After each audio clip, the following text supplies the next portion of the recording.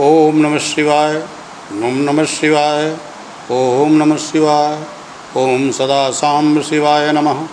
ओम सदा सांब शिवाय नमः। ओम सदा सांब शिवाय नमः। वागार्थायु संपृक्तौ वागार्थ प्रतिपत्तये जगता पितरौ वंदे पार्वती परमेश्वरो। ओम श्री गणेशाय नमः। ओम श्री गणेशाय नमः। ओम श्री गणेशाय नमः। आलंबे जगदालंबे हेरम्बणाम्बुजं शुष्यन्ति यद्रज स्पर्शात् मृत्युवार्या। ओम नमः शिवाय। ओम नमः शिवाय। इस शिव महापुराण के आज पंचम दिवस पर हम लोग अब इसका विधिवत जो श्रवण की विधि है ये 6वें अध्याय में सुनेंगे। और जैसा कि हम जानते हैं कि सूत जी व्यास हैं, जिनका नाम रोमहर्षण ऋषि भी है, और शौनक जी 88,000 ऋषियों के साथ नैमिसारण सीतापुर में बैठ कर के हमारे आपके प्रश्नों को, हमारे आपकी शंकाओं को, हमारे आपके कल्याण के लिए यजमान बन करके प्रश्न कर रहे हैं। शौनक उवाच सूत सूत महाप्राज्ञ व्यास शिष्यो नमोस्तुते धन्यस्त्वं सैव वर्योऽसि वरणीय महाद्रुणः श्रीमत्स्युपुराणस्य श्रवणस्य विधिं वद येन सर्वं लभे श्रोता संपूर्णं फलमुत्तमम्। शौनक जी बोले, है महाप्राज्ञ, हे व्यास शिष्य, हे सूत जी, आपको नमस्कार है। आप धन्य हैं और शिव भक्तों में श्रेष्ठ हैं। आपके महान गुण वर्णन करने योग्य हैं। अब आप कल्याण में शिव पुराण के श्रवण की विधि बतलाइए, जिससे सभी श्रोताओं को संपूर्ण उत्तम फल की प्राप्ति हो सके। ये हमारे यहाँ की एक परंपरा है कि श्रोता वक्ता का उत्साहवर्धन करे और वक्ता श्रोता की स्थिरता, उसकी निष्ठा, उसके समर्पण की प्रशंसा करे। परस्पर प्रशंसा करने से वक्ता का मन कथा कहने में लगता है, उसकी रुचि बढ़ती है और अत्यंत उत्साह से वो कथा के नए नए भेद खोलते हैं। और जो श्रोता है उसका मन भी प्रफुल्लित होकर के अपनी प्रशंसा को सुन करके यदि कहीं उसका मन विचलित भी हो रहा है तो वक्ता द्वारा अपनी आत्म प्रशंसा को सुन करके उसके अंदर भी कथा के प्रति और व्यास के प्रति निष्ठा जागृत होती है। इसी पद्धति का पालन करते हुए शौनक ऋषि ने सूत जी को परम शिवभक्त बताते हुए और महान विद्वान की संज्ञा देते हुए उनसे फिर आगे श्रवण विधि के लिए प्रार्थना की कि कथा की श्रवण विधि क्या हो। सूतवाच अथते सम प्रवक्ष्यामि संपूर्ण फलहेतवे विधिं शिवपुराणस्य शौनक श्रवणे मुने तैवज्ञं च समाहूय संतोभ्य च जनान्विदः मुहूर्तं शोधये शुद्धं निर्विघ्नेन समाप्तये। सूत जी बोले, हे शौनक, हे मुने, अब मैं आपको संपूर्ण फल की प्राप्ति के लिए शिव पुराण के श्रवण की विधि बता रहा हूँ। यहाँ पर सूत जी शौनक जी को मुनि शब्द से संबोधित करते हैं। हमारे यहाँ साधु, सन्यासी, मुनि, संत, महात्मा, योगी आदि, दंडी, स्वामी, विभिन्न प्रकार की संज्ञाएं हैं। सबके अपने अपने अर्थ हैं। मुनि का तात्पर्य है कि जो मौन रह कर के सुनी हुई बातों का मनन करे। ये नहीं कि एक बात को एक कान से सुने दूसरे कान से निकाल दे। पहले तो मौन रह कर के सुने, क्योंकि यदि मौन नहीं होगा, बीच बीच में बोलेगा, तो वो ठीक से कथा को सुन नहीं पाएगा। और सुनने के बाद यदि उस पर वो विचार नहीं करेगा कि उससे क्या कहा गया, क्या सुना, तो फिर वो कथा उसके मन मस्तिष्क में स्थिर नहीं होगी। इसलिए यहाँ पर चूँकि शौनक जी ने जो कथा सुनी उसका विधिवत उन्होंने संक्षेप में ही कथा की प्रशंसा करते हुए सूत जी से उसका वर्णन किया। अतः सूत जी उनको मुनि शब्द से संबोधित करते हैं और बताते हैं कि सर्वप्रथम किसी ज्योतिषी को बुलाकर दान मान से संतुष्ट करके अपने सहयोगी लोगों के साथ बैठकर बिना किसी विघ्न बाधा के कथा की समाप्ति होने के उद्देश्य से शुद्ध मुहूर्त का अनुसंधान कराए। देखिए, बड़ी महत्वपूर्ण बात है। ज्योतिषी को बुलाकर ये बात तो समझ में आती है कि शुभ मुहूर्त शोधने का कार्य ज्योतिषी का है, वो शिववास कहाँ पर है इस समय सुना जाना चाहिए या नहीं इसके बारे में। लेकिन यहाँ पर क्या है कि सहयोगी लोगों के साथ बैठ करके समाहुए संतोषस्य च जनान्विता। क्यों? क्योंकि ये एक बड़ा कार्य है। जब हम महाशिव पुराण की कथा का आयोजन करते हैं तो ये एक बहुत बड़ा कार्य संपन्न करने जाते हैं, तो उसमें सहयोगी लोगों का ही साथ में होना आवश्यक है। व्यक्ति अकेले इस कार्य को उतने भव्य ढंग से नहीं कर सकता। तो जब इतना महान कार्य हम करने जा रहे हैं तो हमारे जो शुभचिंतक हैं, हमारे जो सहयोगी हैं, वो भी बैठ करके इसके लिए शुभ मुहूर्त के शोधन करने के समय उनकी भी उपस्थिति रहे, जिससे वो भी इसके साक्षी बने और सहयोगी बने। तदंतर प्रयत्नपूर्वक देश देश में स्थान स्थान पर ये शुभ संदेश भेजें कि हमारे यहाँ शिव पुराण की कथा होने वाली है। इसके साथ साथ ये भी बताएं कि वार्ता प्रयस्या प्रयत्नेन देशे देशे चा शुभा भविष्यति कथा से भी आगंतव्यम शुभार्थी भी। क्योंकि ये जो कथा है ये लोक को पावन करने वाली है और इसकी सामर्थ्य हर व्यक्ति में नहीं हो सकती है। इसलिए जैसा हमने अभी पहले कहा था कि कथा सुनने में, सुनाने में इस व्यक्ति का परम कल्याण होता है, तो इसमें जो समर्थ है वो कथा सुने भी और वो दूसरों को भी आग्रह करे कि जो अपना कल्याण चाहते हैं, इतना पावन कथा प्रारंभ होने वाली है, उसको ला करके सुने। दूरे हरिकथा केचित दूरे शंकर कीर्तना स्त्रिया शूद्रादियो ये चा बोधस्त्याम भवे तज्ञ।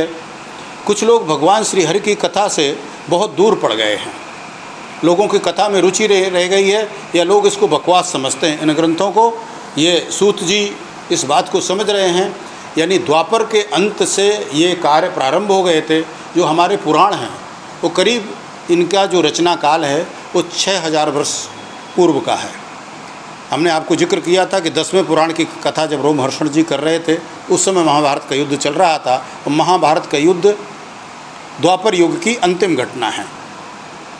तो उस समय तक पतन प्रारंभ हो गया था लोगों के जीवन में और लोग कथा वार्ता आदि से दूर होते चले जा रहे थे। यद्यपि ये जो कथाएं हैं, ये जो वर्णन हैं, ये वर्णन ऐसा नहीं है कि 6000 वर्ष के पहले इन सब चीज़ों का अस्तित्व नहीं था। अस्तित्व तो था, जैसा हमने पहले बताया कि व्यास जी ने जो सनत कुमार से सुन रखा था और जब उन्हें ये पता चला कि साहब कलयुग में आकर के लोगों के जो धारणा शक्ति है, श्रवण शक्ति, स्मरण शक्ति क्षीण होगी, तो उन्होंने ग्रंथों की रचना की और जो अपने योग्य शिष्य थे जिसमें रोमहर्षण ऋषि आते हैं उनको ये ग्रंथ कंठस्थ कराए। उनको अल्पकाल में ये ग्रंथ कंठस्थ हो गए। तो ये तथ्य और सत्य तो पूर्व से हैं, लेकिन एक इसकी अभिव्यक्ति जिस समय की जा रही है उस समय देश काल को देखते हुए, परिस्थिति को देखते हुए सूत जी बता रहे हैं कि इस समय जो कुछ लोग हैं दूरे हरिकथा केचित दूरे शंकर कीर्तना स्त्रिया शूद्रादेव ये चा बोधस्तेषाम भवे तद्दा। यानी कुछ लोग भगवान श्री हरि की कथा से बहुत दूर पड़ गए हैं। कितने स्त्री शूद्र आदि भगवान शंकर कथा कीर्तन से वंचित रहते हैं, उन सबको भी सूचना हो जाए ऐसा प्रबंध करना चाहिए। देशे देशे सांभवाये कीर्तन सरोका सामान्यम कार्यम तत्प्रकारार्थ मादरात। इस प्रकार से कि शिव कथा का कीर्तन और श्रवण के लिए जो जो लोग भी उत्सुक हों और किसी वजह से ये कार्य नहीं कर पा रहे हैं, इस तरह की उद्घोषणा होनी चाहिए, इस तरह की सूचनाएं प्रेषित करनी चाहिए पत्र के माध्यम से।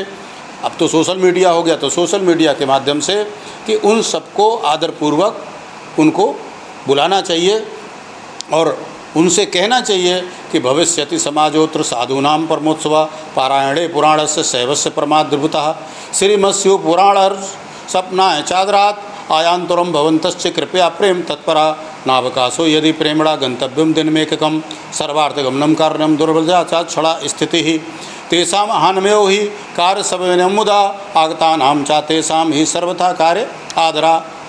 यहाँ सत्पुरुषों को आनंद देने वाला समाज तथा अति अद्भुत उत्सव होगा जिसमें शिव पुराण का पारायण होगा। यानी लोगों में रुचि पैदा हो इस कथा को सुनने के लिए, तो जो उनको आह्वान किया जाए, जो आमंत्रित किया जाए, उसमें ऐसी भाषा का उपयोग किया जाए कि यहाँ पर एक बहुत बड़ा उत्सव और आयोजन होने वाला है जो अत्यंत उद्भव होगा और संपूर्ण समाज को उससे आनंद होगा। शिव सुपुराण की रसमयी कथा का श्रवण करने हेतु आप लोग प्रेम पूर्वक शीघ्र पधारने की कृपा करें। यदि समय का अभाव हो तो प्रेम पूर्वक एक दिन के लिए भी आइए। नावकाशो यदि प्रेमणा गंतव्यम दिन मेककम, यानी यदि आपके पास समय का अभाव है तो एक दिन के लिए आइए। और आप ये आग्रह क्या होना चाहिए, सर्वथा गमनम कार्यम, कि आपको प्रत्येक दशा में इस कथा में क्षण भर के लिए बैठने का सौभाग्य भी दुर्लभ है, इसलिए निश्चय ही आना चाहिए। क्योंकि सर्वथा गमनम कारणम दुर्बलता क्षण स्थिति, क्योंकि जो जितनी अद्भुत कथा होने जा रही है इसको लोग क्षण भर भी सुने ये भी दुर्लभ है इस कलकाल में। इस प्रकार विनय और प्रसन्नतापूर्वक श्रोताओं को निमंत्रण देना चाहिए और आए हुए लोगों का सब प्रकार से आदर सत्कार करना चाहिए।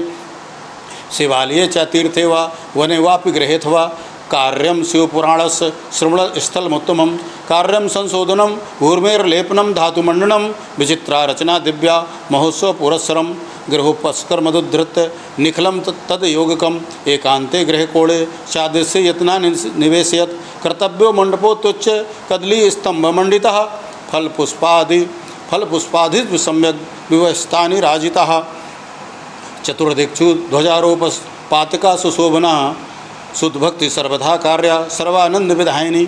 फिर आगे करते हैं कि ये कथा कहाँ होनी चाहिए, कि शिव मंदिर में, किसी तीर्थ में, वन प्रांत में, मतलब एकांत स्थान में जहाँ मैदान हो। अब जंगलों तो रह नहीं गए तो बड़े पार्क में या बड़े मैदान में, अथवा घर में भी शिवपुराण की कथा सुनने के लिए उत्तम स्थान का निर्माण करना चाहिए।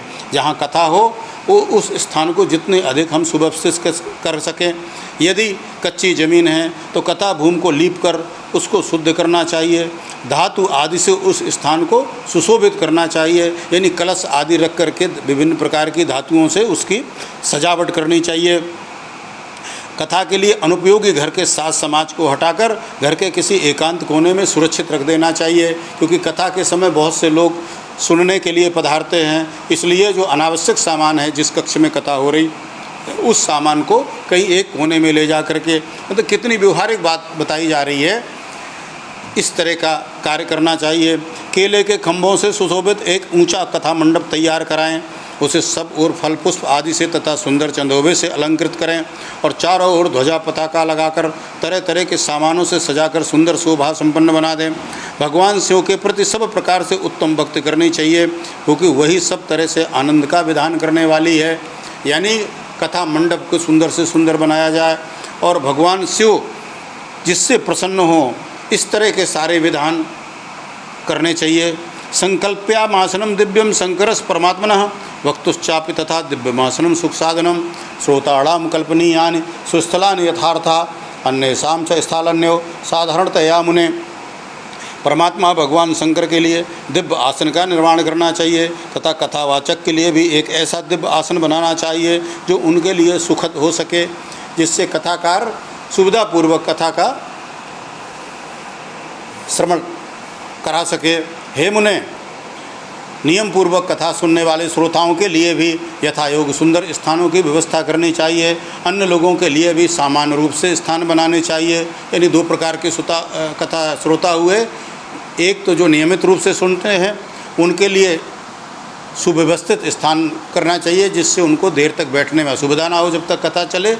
और जो अन्य श्रोतागण हैं जो थोड़े समय के लिए आते हैं, आगे आप देखेंगे कि अगर इस कथा को कोई एक घड़ी आधी घड़ी भी सुनता है उसका कल्याण होता है, उनके लिए भी बैठने की यथासंभव सुंदर व्यवस्था करनी चाहिए।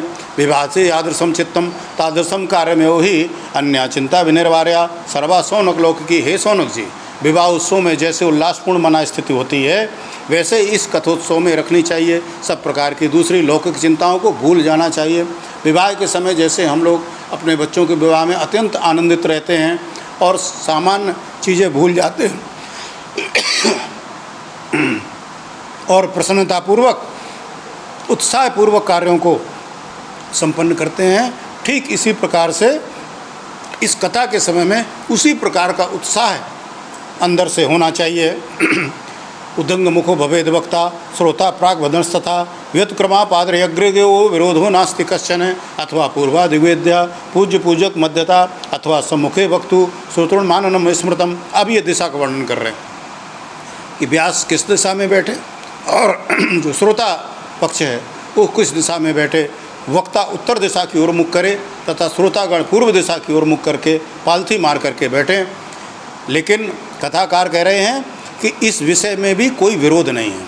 यदि ऐसा संभव नहीं है तो पूजक के बीच पूर्व दिशा रहे अथवा वक्ता के सम्मुख श्रोताओं का मुख रहे, ऐसा कहा गया है। यानी वक्ता का मुख यदि पूरब की तरफ है तो श्रोताओं का मुख पश्चिम की तरफ रहे, और यदि वक्ता का मुख उत्तर की तरफ है तो श्रोताओं का मुख दक्षिण की तरफ। यानी वक्ता और श्रोता आमने सामने भी बैठ सकते हैं।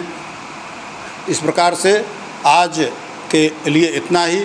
अगले दिवस हम लोग फिर इसके आगे इस कथा सुनने की जो विधि है उसके बारे में श्रवण करेंगे। ओम नमः शिवाय, नमः शिवाय, ओम नमः शिवाय।